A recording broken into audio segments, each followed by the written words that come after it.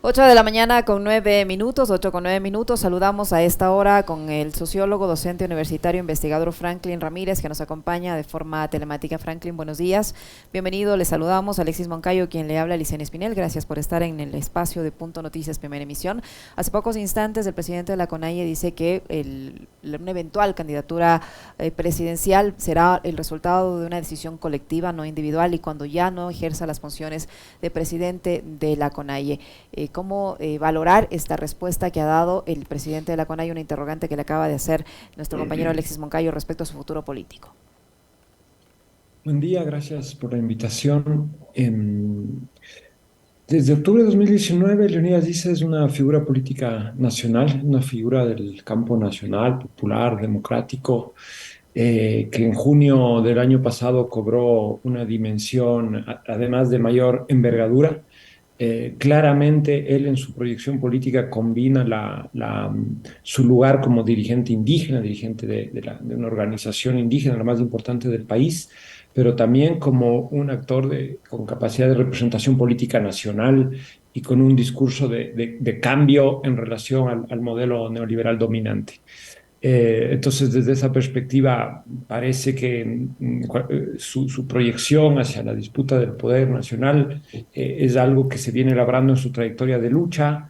No me parece algo como anómalo en relación a esa trayectoria y más bien recoge una corriente de renovación de la lucha social del campo popular en Ecuador, que paradójicamente en los últimos meses y en las propias negociaciones de las que Leonidas Diza se quejaba, ¿no? Las que tuvo con el gobierno, como que quedó entrampado. Me parece que ahora hay una coyuntura donde él, la CONAIE, su figura, sus aliados vuelven a jugar con toda la fuerza en medio de esta crisis orgánica del Estado ecuatoriano.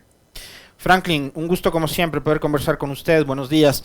Otra cosa que digamos, a mí me queda claro a propósito de, además, la serie de rumores. ¿Por qué queríamos empezar con esto? Porque en torno a la figura de Issa y el momento político que vive el país, hay muchos rumores, mucha especulación.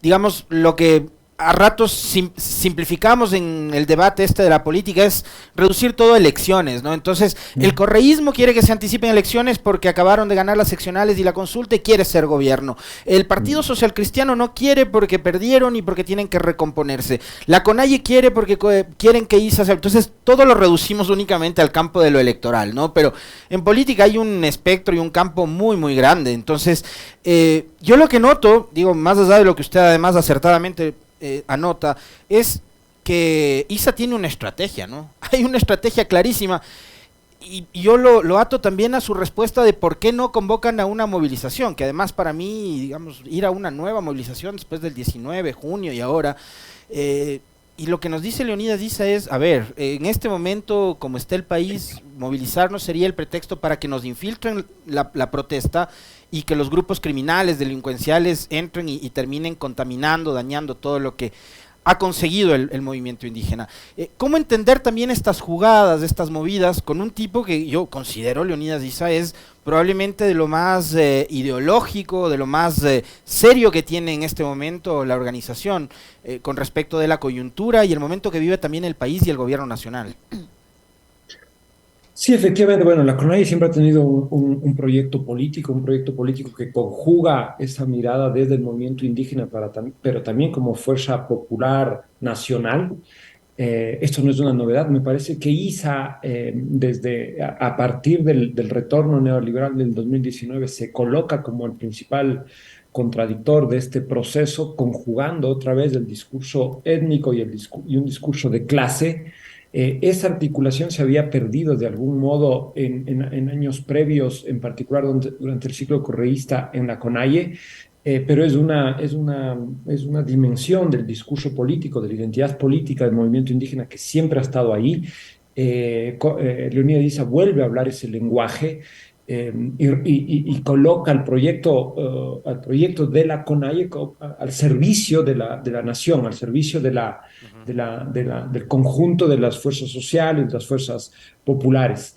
Me parece que en ese esfuerzo, además, yo creo que esto es lo singular del momento, cuando tú dices, la CONAIE tiene una estrategia, sí tiene un proyecto, pero me parece que La dirección de Leonidas Issa, al mando de la CONAIE en estos años, tiene como un trazo particular de haber tomado una distancia y una autonomía, hay una autonomía política nítida de la CONAIE, no solo frente al conjunto de partidos políticos, a las instituciones, por eso ISA siempre insiste en tomar distancia de la lucha electoral, no solo autonomía del poder y del Estado, sino una autonomización, una diferenciación clara del Pachacútec, ¿no? Así Como un es. movimiento partido político que ha entrado en juegos prebendales, clientelares, que siempre los tuvo, pero que las ha reforzado en este último ciclo político, y es esa autonomía, me parece a mí, la que le permite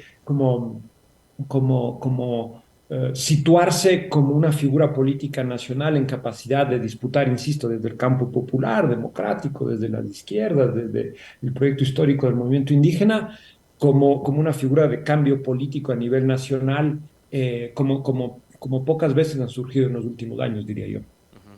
Franklin, el presidente de la República frente a los militares por este aniversario de la batalla de Tarqui ha vuelto a insistir en su llamado al diálogo a los diferentes sectores del país y las fuerzas políticas, pero paralelamente ha señalado que no permitirá el caos, el anarquismo y actividades como el narcotráfico, el crimen organizado y el terrorismo, dijo, que buscan debilitar a la democracia en un mensaje también muy visual, ¿no? Entregando armas, etcétera, etcétera. Esto ocurre en momentos previos a que se conociera sobre el asesinato de un dirigente indígena que ahora mismo mantiene en conmoción al movimiento indígena y también con preocupación al país por las consecuencias que esto pueda generar.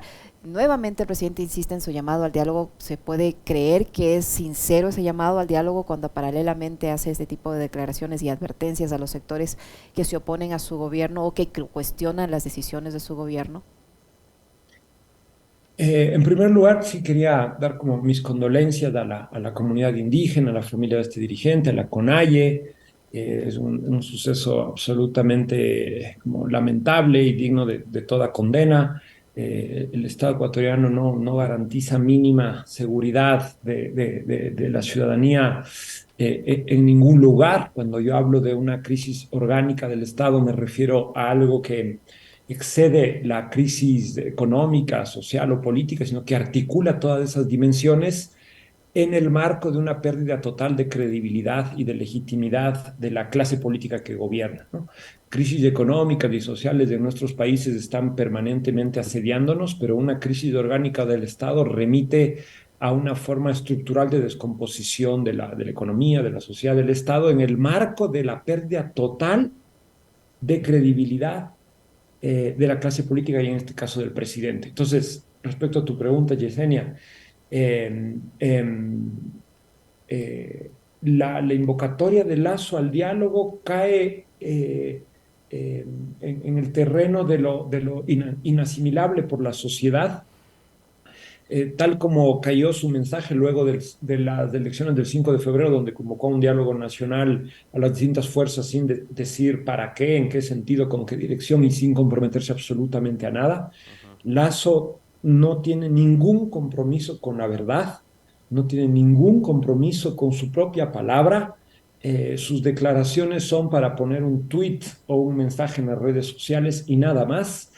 Eh, eh, Él más bien se ha visto constante en esta serie de símbolos de cercanía con las Fuerzas Armadas, con la policía, con sus gorritas, este horrible acto de entrega de armas mientras habla de diálogo y mientras él tiene acusaciones de corrupción, de asociación con el narcotráfico. Solo reflejan que frente a la descomposición orgánica del Estado, que ha sido posible por el desastroso gobierno que él encabeza, él la única alternativa que ve con seriedad es la alternativa autoritaria y cada vez que puede restriega a la sociedad su alianza fuerte con la policía y las Fuerzas Armadas. Franklin, a propósito de eso, de aquel llamado a la unidad, al diálogo, a las fuerzas políticas después de la elección del 5 de febrero pasado, no podemos olvidar que ese resultado electoral adverso para el gobierno, no únicamente en territorios donde perdieron innumerable cantidad de alcaldías, prefecturas, no solo creo, sino su aliado que es el Partido Social Cristiano, está de paso el resultado en la consulta popular. y ese resultado provocó que el gobierno tome una serie de decisiones. Quizás la más pública, la más comentada es la incorporación de Henry Cucalón. Yo sé que es muy temprano, pero ¿se puede hacer alguna especie como de evaluación de las primeras ejecutorias de Cucalón? Al menos de las, digamos, las puestas en escena de Cucalón, las primeras entrevistas, primeras intervenciones, porque yo encuentro más de lo mismo, o sea, es hacer política únicamente desde la retórica, pero ya en los hechos concretos nada. Bla, bla, bla, repetir lo mismo y lo mismo, diálogo, diálogo, diálogo, pero no encuentro nada más en concreto. Esta incorporación de Cucalón, además, nos podría hacer entender que es una suerte de nuevo acercamiento del Partido Social Cristiano, o la construcción de una figura prepresidencial en él, que ahora mismo la derecha no la tiene. Sí, todas esas alternativas son probables. A mí me parece que mientras el gobierno no dé y no ha dado, y es muy poco probable que bajo el liderazgo de Guillermo Lasso pueda dar alguna señal de salir de sus andariveles, de la burbuja en que está encerrado, de la ortodoxia económica y del desprecio de las demandas sociales, mientras no haya señales claras de esto, ningún ministro político, ningún comunicador puede resolver la crisis de legitimidad del gobierno y la descomposición de la gestión pública en el Ecuador. Entonces, el margen de maniobra que le queda a Cucalón en el marco de esta estrechez, de esta imposibilidad de Lasso de salirse de sus carriles, es mínimo, ¿no? A mí me sorprendió que él haya aceptado en estas condiciones, en el marco de la más grave crisis de la República, al menos desde el retorno democrático, asumir una posición en la que él funge del representante político de un presidente al que nadie cree.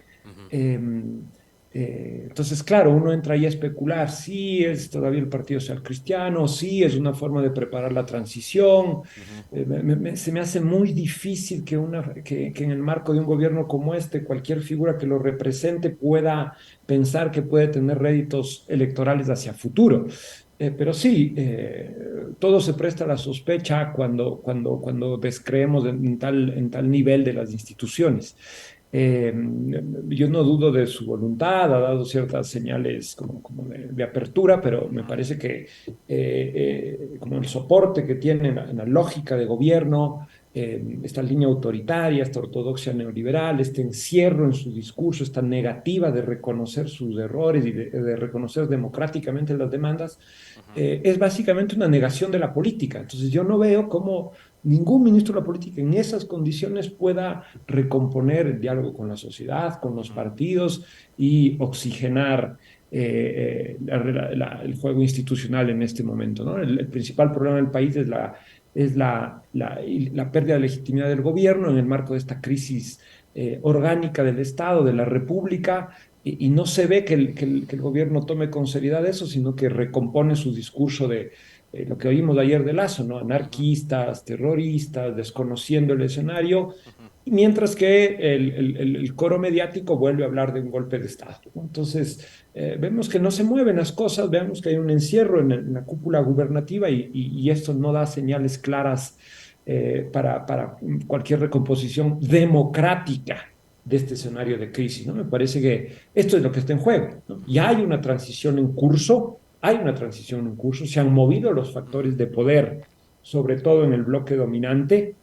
Si no, no se entiende las actuaciones de Fiscalía, de la Posta, de otros políticos de la derecha que están golpeando a Lazo. Hay una recomposición de los factores de poder, hay una transición en curso y la pregunta es si De la esa misma transición. embajada, Franklin, perdón que le interrumpa. Absolutamente, la misma embajada. Entonces, ¿qué explica todo el movimiento de estos otros actores que acabo de nombrar? Entonces, la pregunta es cómo esa transición en curso, o más bien, si esa transición en curso va a tomar una forma democrática o va a tomar formas opacas y autoritarias para poder aplastar y cerrar cualquier vía popular de recomposición de la conducción del Estado. En ese contexto, Franklin, hay varios sectores que piden públicamente la renuncia al presidente Lasso, mientras en la Asamblea paralelamente avanza este proceso de control político, digámoslo así, sobre el caso El Gran Padrino. En los próximos días conoceremos el informe, que no es vinculante, pero que finalmente es un informe que sugerirá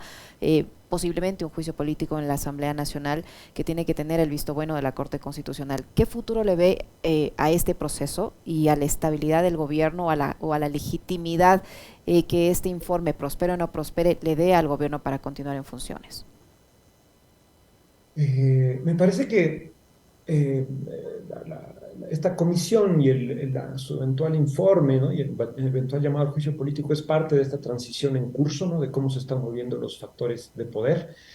El margen de aliados, de alianzas que le quedan al gobierno es muy, muy reducida y, como decía antes, tienen que ver más con la fuerza pública y con ciertos sectores cada vez más restringidos pues, en economía, en los sectores mediáticos. Es probable que una alternativa como esta del juicio político avance, habrá que ver ahí cómo se posiciona la Corte Constitucional, pero por lo que hemos visto, cómo viene funcionando la oposición, las últimas votaciones, es un escenario a no descartar. En ese escenario, además, entra en juego precisamente Leonidas Diza, el llamado La CONAIE, que evidencia también la articulación entre la política parlamentaria, institucional y la política popular de la movilización en rechazo a la continuidad del gobierno de Guillermo Lasso. Y ahí está, ¿no? La gran pregunta es cómo va a responder Lasso frente a esto. Me parece que el escenario no es el mismo que el de junio del 2022 o el de octubre de 2019, donde había una unidad y una cohesión a prueba de fuego de las élites, del bloque dominante. Ahora me parece que del factor que ha variado, ¿no? El propio lugar de los Estados Unidos, todavía ambiguo, ¿no? Y ahí hay un problema, la fiscalía, la posta, la policía, el narco como actor político, la propia embajada, son actores oscuros, opacos, que hacen la política desde operaciones y el problema es que cuando las instituciones están tan minadas y el campo popular, los movimientos están como temerosos de la represión, estos factores de operación política obscuros suelen jugar un papel muy grande.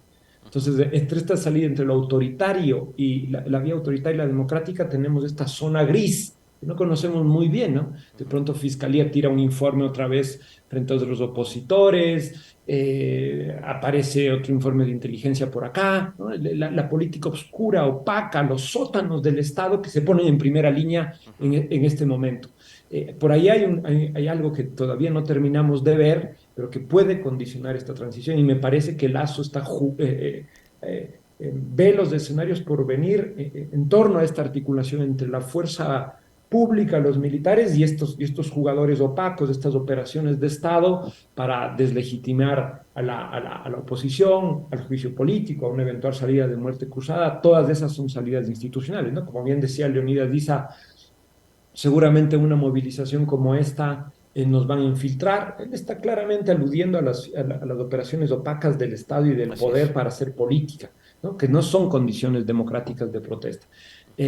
Seguramente Lasso está pensando en que una gran movilización le da la ocasión a él para un estado de excepción, para la represión, para una salida incluso a lo peruana, ¿no? La salida peruana no hay que olvidarla. Y entonces, insisto en esto, ¿no?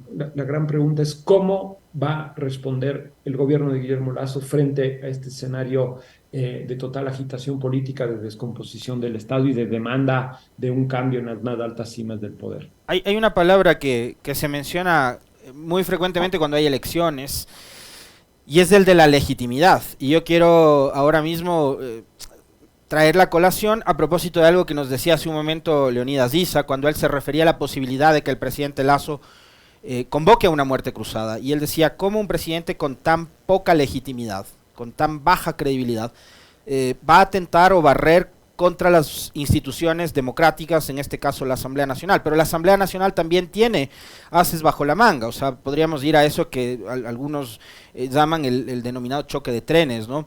Y vimos hace pocos días, Franklin, el pronunciamiento del Pleno de la Asamblea con respecto del juicio político en contra del ex ministro del Interior, Patricio Carrillo, que fue un personaje determinante tanto en las protestas de octubre del 2019 como también en las de junio del 2022. Ese pronunciamiento de la Asamblea, esos 105 votos que a mí realmente me sorprendieron porque se incluyeron además los votos socialcristianos. Yo nunca me hubiera imaginado ver al Partido Socialcristiano censurando a un policía, nunca, desde lo de los hermanos Restrepo. Creo que ahí había una suerte como de complicidad histórica de lado y lado. Y bueno, hay esos 105 votos, hay un escenario adverso y hay un gobierno que no tiene legitimidad, que probablemente no les va a alcanzar con la credibilidad o con la experiencia que tenga Cucalón, que es un hombre en medio de un ejército de gente incompetente. Entonces, ¿qué escenario le queda al presidente Lasso y qué escenario le queda al país? Porque aquí en medio de todo esto estamos 18 millones de ecuatorianos, ¿no? A mí, luego del 5 de febrero, ¿no? de este pronunciamiento popular contra Guillermo Lasso, a mí me parece que había como tres grandes escenarios, ¿no? El escenario de una modificación más o menos importante de la lógica, de la orientación del gobierno, em, una salida a convocar a las fuerzas políticas a un diálogo nacional para resolver la crisis y esta vía autoritaria. A medida que han pasado los días, no se ven señales de modificación de la agenda pública, no se ve voluntad en el conjunto de actores políticos de ser interpelados por la convocatoria al diálogo en la que Lasso efectivamente no cree y por lo tanto lo que vemos es esta posibilidad de la salida autoritaria.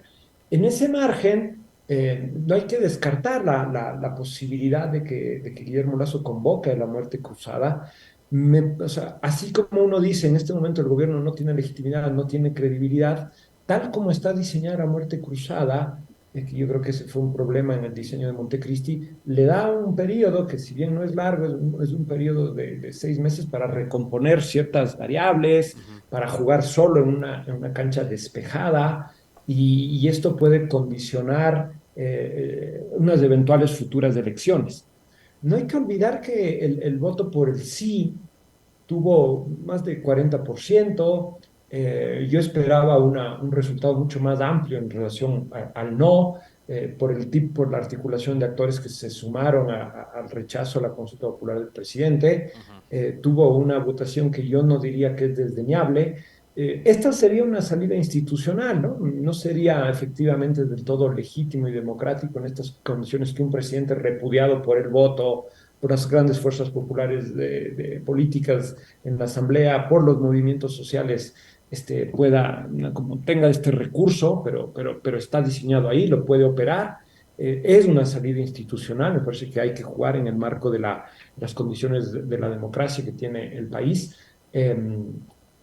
Esta sería una probabilidad que, insisto, le da un campo de maniobra despejado al gobierno, que claro, habrá que ver si, vista su inutilidad, su ineficiencia, su impericia, puede aprovecharlo adecuadamente.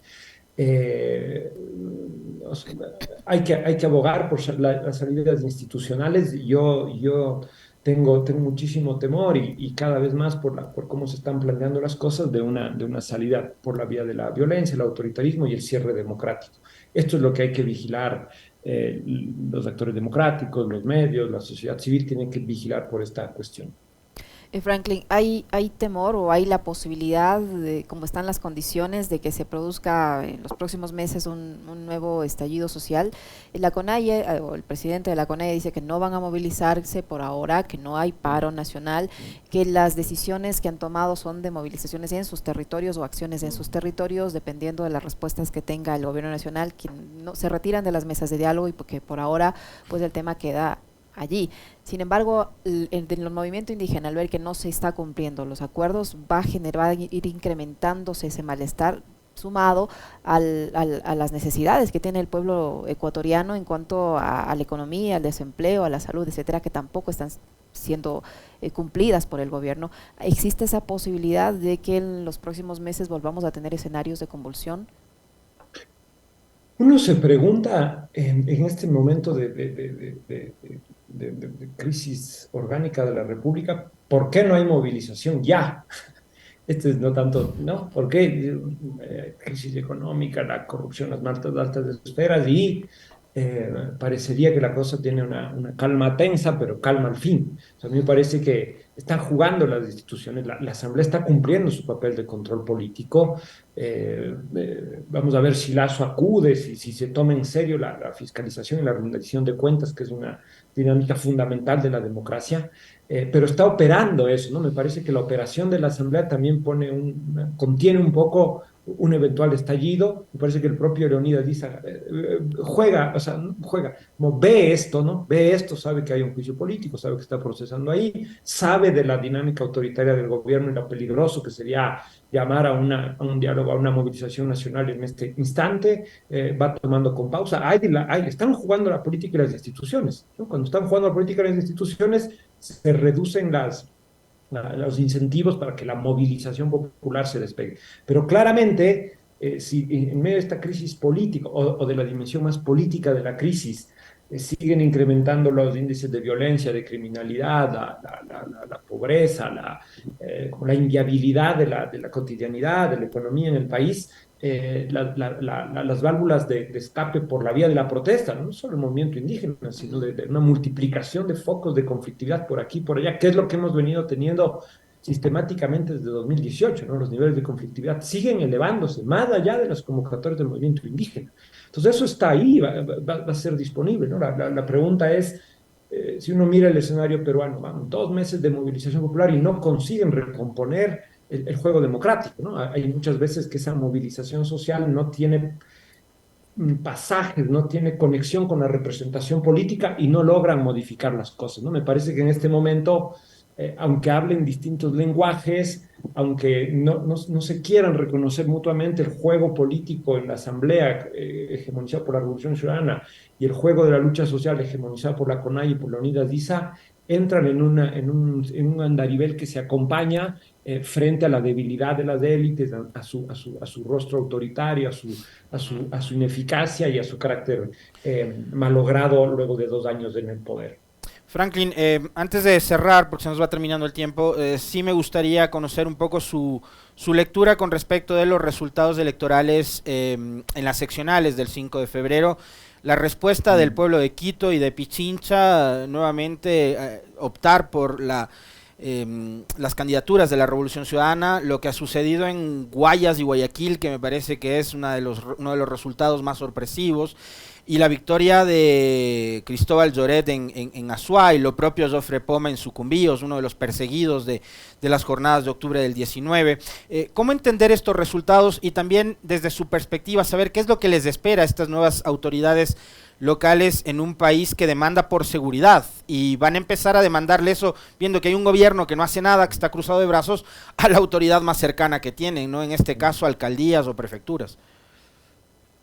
Sí, bueno, es evidente que hubo una recomposición de fuerzas políticas en lo local.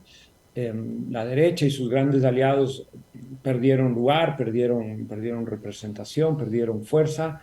El gobierno ni siquiera pudo presentar candidaturas competitivas en las plazas más importantes como Quito, Guayaquil, sobre todo. La Revolución Ciudadana y Pachacute quedan como las grandes fuerzas políticas a nivel local. Lo del Pachacútec no sorprende, es una constante desde su fundación a mediados de los 90. En la Revolución Ciudadana se retoman los niveles de representación local que ya se tenía en 2014 y que decayeron, sobre todo en las elecciones de 2019 en el medio de la persecución y el acoso al movimiento político. Entonces, estamos frente a una nueva geografía de los gobiernos locales en medio de este desastre de la política nacional. Dicho sea de paso, ahí me parece que es el triunfo de la Revolución Ciudadana, hay que tomarlo también con pinzas, no son unas votaciones descollantes, salvo el caso guayaquileño. En caso de Quito, en el caso de Lloret, en Cuenca, son votaciones que incluso están apenas por encima del voto nulo. Así es. Entonces, si bien hay una recomposición del poder político local, me parece que los umbrales de apoyo popular, ¿no? Los votos no llegan a anteriores ciclos políticos. Esto tiene que ver con la fragmentación del sistema de partidos. Tampoco se puede hacer un correlato entre lo local y lo nacional. Las direcciones locales tienen su propio juego y sus propias lógicas. En segundo punto, me parece que la Revolución Ciudadana va a enfrentar por primera vez una coyuntura en la que sus dos grandes almas están en el poder. La Revolución Ciudadana siempre ha tenido un alma, vamos a decirlo así, más bien conservadora y un alma más bien democrático, popular, por izquierdas. Me parece que por la primera vez los sectores que representan estas dos tendencias que han cohabitado siempre en la Revolución Ciudadana, desde un inicio, van a gobernar. Me refiero a la representación política en el Guayas y en Pichincha. Entonces, ¿cómo van a gobernar las dos almas de la Revolución Ciudadana? Hay un similar proyecto. Vamos a poder ver en el acto, en la gestión local, cómo se expresan estas dos almas, estos dos proyectos que han configurado la Revolución Ciudadana, cómo eso va a recomponer al movimiento, al partido político nacional, de cara a unas elecciones que, sea por la crisis que vivimos ahora, sea por el calendario electoral normal, están mucho más cerca de lo que parece. Tiendo a pensar que en la capacidad de gestión de estos gobiernos, la Revolución Ciudadana se juega mucho de cara a las próximas elecciones. El problema de la seguridad, entre otros, ¿no? Entre otros, porque sabemos que tanto Quito y Guayaquil, por no nombrar otras ciudades, encaran problemas de gestión pública local enormes. Y hay muchas expectativas de lo que puedan hacer estos gobiernos, sabiendo que la Revolución Ciudadana siempre se presenta como un actor que sabe gobernar, que es un actor de la gestión pública, del Estado. Estas expectativas son las que me parece que se jugaron en estas elecciones, ¿no? Como frente al desastre nacional, actores que sepan jugar y gestionar la política local. En esta condición particular de que ahora como las dos alas, digamos, las dos corrientes de la Revolución Ciudadana se ponen a prueba con proyectos que vamos a ver cuán disímiles son y cómo están en capacidad de jugar en favor de la Revolución Ciudadana para las elecciones. Yo creo que cierro con esto. Esto no significa, yo escuché mucho, no, la Revolución Ciudadana volvió, a mí me parece que la Revolución Ciudadana nunca se fue, nunca dejó de ser la primera fuerza política de este país. Y en la asamblea, siempre disputando el poder presidencial, ¿no? La primera fuerza política nacional tiene una nueva experiencia y un nuevo desafío a nivel local con estas dos facciones, y esta sería la novedad del paisaje político. Vamos a ver también cómo Pachacútec logra traducir la centralidad del liderazgo de CONAIE en gobiernos democráticos y que respondan a las demandas populares. Pues bien, muchísimas gracias, Franklin. Siempre un gusto conversar con usted. Gracias por habernos acompañado. Muy gentil. Gracias, doctor Ramírez. Gracias. Chao.